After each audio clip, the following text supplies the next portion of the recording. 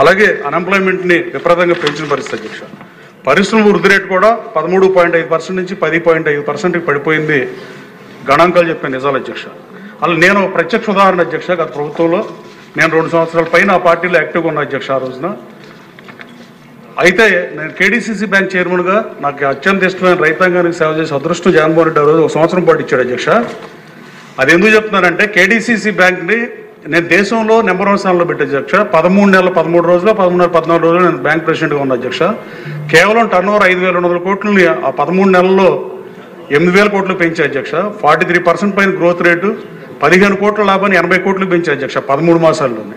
అలాగే 150 మందికి ప్రభుత్వ ఉద్యోగాలు గత ప్రభుత్వం ఎవరిని ఇస్తే అది కేడీసీసీ బ్యాంకు నేను ఇచ్చిన యూపీఎస్సీ ఎగ్జామ్ ద్వారా ఇచ్చింది తప్ప. అలాగే అధ్యక్ష ఇంటర్న్షిప్ ఇచ్చా ఎంప్లాయీస్కి 120 మంది కాలేజీ పిల్లలకి. 115 ఏళ్ళ బ్యాంక్ చరిత్రలో నేను అంత చేస్తే నేను ఒక్కడే చేశాను అధ్యక్ష. మిగతా అన్ని సార్లు స్కామ్లు చేశారు. నేను నా కేడీసీసీ బ్యాంక్ నేను పనిచేసిన చైర్మన్గా ఉన్న బ్యాంకులో కూడా నేను 80 కోట్లు పెంచిన తర్వాత వచ్చిన చైర్మన్లు అవినీతి చేశారు. దాని మీద ఎంక్వైరీ 51 ఎంక్వైరీ సభలో 2-3 సార్లు మాట్లాడే అధ్యక్ష. ఫైనల్గా హౌస్ కమిటీ చేశారు. మన ఫస్ట్ సమావేశం అధ్యక్షుడు అమర్నాథ్ రెడ్డి గారి ఆధ్వర్యాన్ని దారిన పరిస్థితి అధ్యక్ష. రాబోయే కాలంలో కేడీసీసీ బ్యాంక్ లాంటిది ఆప్కో బ్యాంకులో సాఫ్ట్వేర్ కొనుగోలు మీద కానీ అన్ని ఎట్టి పరిస్థితుల్లో బయటకు తెస్తాం అధ్యక్ష. అలాగే చంద్రబాబు నాయుడు గారిని రాజకీయంగా విమర్శించే ఏ పార్టీ వాళ్ళైనా కానీ ఒక్క విషయంలో మాత్రం మంచి అడ్మినిస్ట్రేటర్ని ఆఫ్ ద రికార్డ్ ఎవరైనా ఒప్పుకునే నిజం అధ్యక్ష.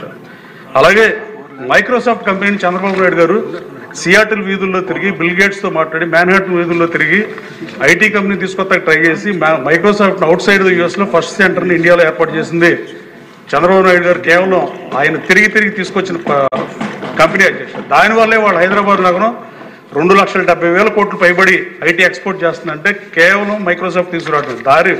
రోడ్డు వేస్తే రోడ్డు మీద ఎవరైనా ట్రావెల్ చేస్తారు అధ్యక్ష.